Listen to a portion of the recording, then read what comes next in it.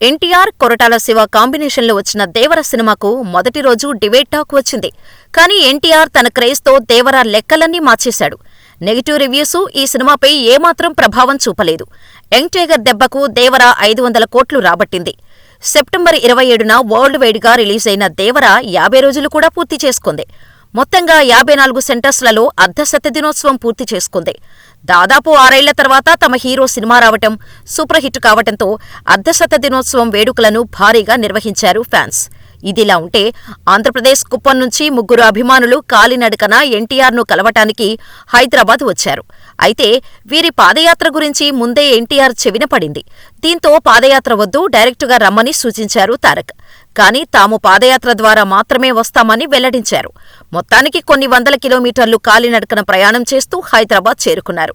ఇక తన కోసం వచ్చిన అభిమానులను తారక్ తన ఇంటి వద్ద కలిసి వారి యోగక్షేమాలు అడిగి తెలుసుకున్నారు. పాదయాత్ర చేయాలనే ఆలోచన ఎలా వచ్చింది, హైదరాబాద్కు వచ్చేందుకు ఎన్ని రోజుల సమయం పట్టింది అనే విషయాల గురించి ఆరా తీశారు. ఇక ఎన్టీఆర్ను కలిసిన అభిమానులు చాలా సంతోషంగా ఫీలయ్యారు. తమ అభిమాన నటుడిని కలవటం ఆనందంగా ఉందన్నారు.